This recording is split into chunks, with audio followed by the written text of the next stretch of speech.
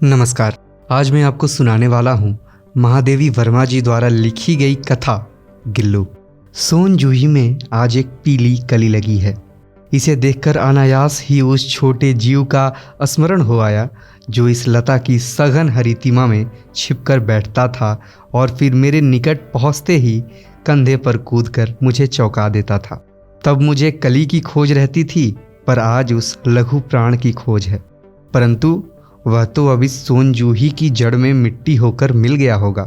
कौन जाने स्वर्णिम कली के बहाने वही मुझे चौंकाने ऊपर आ गया हो।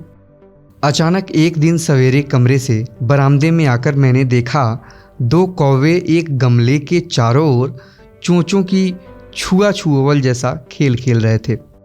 यह काक भुषुंडी भी विचित्र पक्षी है, एक साथ समादरित अनादरित, अति सम्मानित अति अवमानित। हमारे बेचारे पुरखे न गरुड़ के रूप में आ सकते हैं, न मयूर के, न हंस के। उन्हें पितर पक्ष में हमसे कुछ पाने के लिए काक बनकर ही अवतीर्ण होना पड़ता है। इतना ही नहीं, हमारे दूरस्थ प्रियजनों को भी अपने आने का मधु संदेश इनके कर्कश स्वर में ही देना पड़ता है।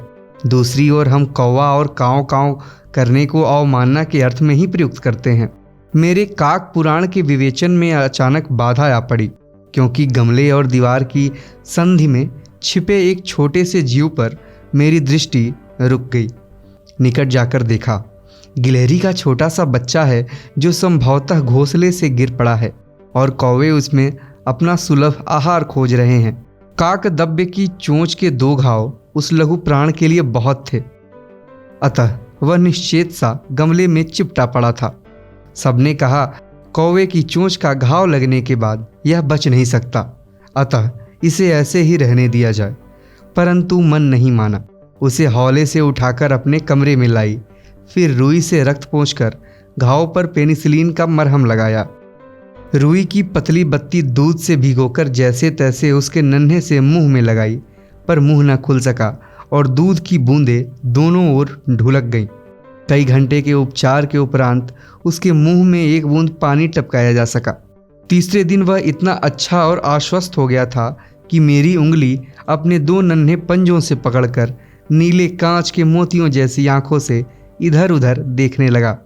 3-4 मास में उसके स्निग्ध रोएं, झब्बेदार पूंछ और चंचल चमकीली आंखें सबको विस्मित करने लगीं। हमने उसकी जातिवाचक संज्ञा को व्यक्तिवाचक का रूप दे दिया और इस प्रकार हम उसे गिल्लू कहकर बुलाने लगे। मैंने फूल रखने की एक हल्की डलिया में रुई बिछाकर उसे तार से खिड़की पर लटका दिया। वही 2 वर्ष गिल्लू का घर रहा। वह स्वयं हिलाकर अपने घर में झूलता और अपनी कांच के मनको सी आँखों से कमरे के भीतर और खिड़की के बाहर न जाने क्या क्या देखता समझता रहता था। परंतु उसकी समझदारी और कार्यकलाप पर सबको आश्चर्य होता था। जब मैं लिखने बैठती तब अपनी ओर मेरा ध्यान आकर्षित करने की उसे इतनी तीव्र इच्छा होती थी कि उसने एक अच्छा सा उपाय खोज निकाला। वह मेरे पैर तक आकर सर से पर्दे पर चढ़ जाता, फिर उसी तेजी से उतरता। उसका यह दौड़ने का क्रम तब तक चलता जब तक मैं उसे पकड़ने के लिए न उठती। कभी मैं गिल्लू को पकड़कर एक लंबे लिफाफे में इस प्रकार रख देती कि उसके अगले 2 पंजों और सिर के अतिरिक्त सारा लघुगात लिफाफे के भीतर बंद रहता। इस अद्भुत स्थिति में कभी कभी घंटों मेज पर दीवार के सहारे खड़ा रहकर वह अपनी चमकीली आंखों से मेरा कार्यकलाप देखा करता। भूख लगने पर चिकचिक करके मानो वह मुझे सूचना देता और काजू या बिस्किट मिल जाने पर उसी स्थिति में लिफाफे से बाहर वाले पंजों से पकड़कर उसे कुतरता रहता। फिर गिल्लू के जीवन का प्रथम बसंत आया। नीम चमेली की गंध मेरे कमरे में हौले हौले आने लगी। बाहर की गिलहरियां खिड़की की जाली के पास आकर चिक-चिक करके न जाने क्या कहने लगी। गिल्लू को जाली के पास बैठकर अपनेपन से बाहर झांककर देखते मुझे लगा कि इसे मुक्त करना आवश्यक है। मैंने कीले निकालकर जाली का एक कोना खोल दिया और इस मार्ग से गिल्लू के बाहर जाने पर सचमुच ही मुक्ति की सांस ली। इतने छोटे जीव को घर में पले कुत्ते बिल्लियों से बचाना भी एक समस्या ही थी। आवश्यक कागज पत्रों के कारण मेरे बाहर जाने पर कमरा बंद ही रहता है। मेरे कॉलेज से लौटने के बाद जैसे ही कमरा खोला गया और मैंने भीतर पैर रखा, वैसे ही गिल्लू अपने जाली के द्वार से भीतर आकर मेरे पैर से सिर और सिर से पैर तक दौड़ लगाने लगा।